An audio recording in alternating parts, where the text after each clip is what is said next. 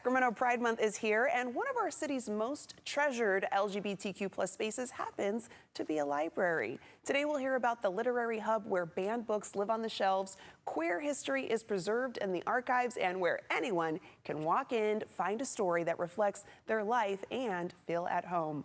Let's welcome the Vice President of the Lavender Library, Mauricio Torres. Hello, Mauricio. Thanks for joining us. Hi, thanks for having me. Yeah, so Mauricio, for someone who hasn't visited yet, what is the Lavender Library and why has it become such an important space for Sacramento's LGBTQ+ community?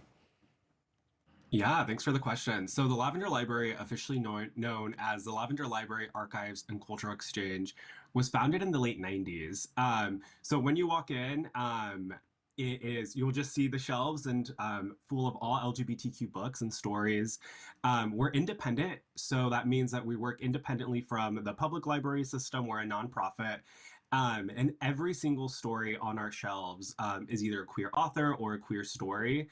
And in addition to having all of those books, we have a ton of events all of the time, support groups that meet at the library, and really provide a safe space for people to gather or who are questioning or coming out and want to learn more about their community, about where they belong. And that's really what we try to have.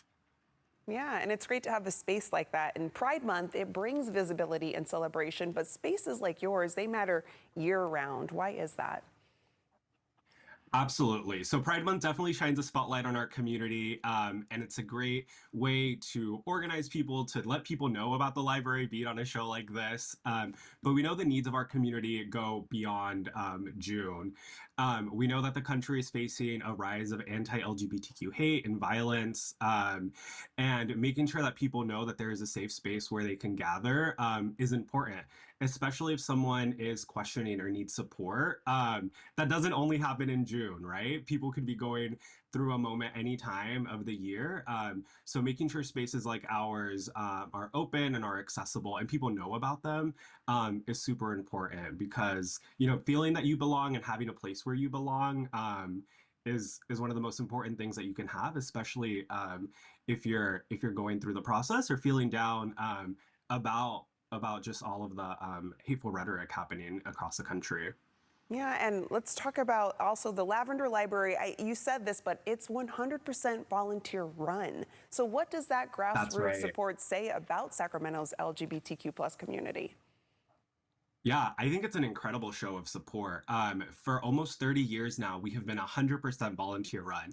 That means everything from the librarian, the archivist, all of us who are cleaning, painting the walls, whatever needs to happen, it's all done by volunteers. And it really is a labor of love. And I think the fact that Sacramento has been able to both sustain it, both in terms of volunteers and financially, is an incredible testament to the city and the community's commitment to protecting and uplifting LGBTQ voices. Yes, and when people walk into the Lavender Library, I mean, you have a unique collection of queer books, films, and more. So why is preserving LGBTQ+ stories and history so vital? Yeah, if we don't preserve our own history, it'll disappear. And our history, our books, our stories are proof that we're here and also that we've always been here. Um, and serving as an independent place is also super important. While it's great that in Sacramento, particularly, we have seen great strides at the public library system and across the community to include LGBTQ stories and lavender collections. We know that that was also fraught.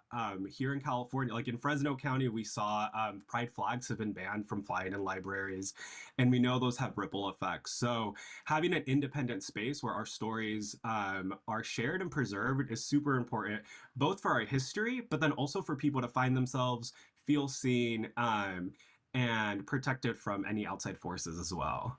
Yeah, well, Mauricio, thank you for all you We do and for creating a safe space at Lavender Library. Thank you. Yes, of course. I'm going to let our viewers know where they can get a little bit more information, discover a sanctuary gathering space, and treasure of queer history. For more information, visit lavenderlibrary.com.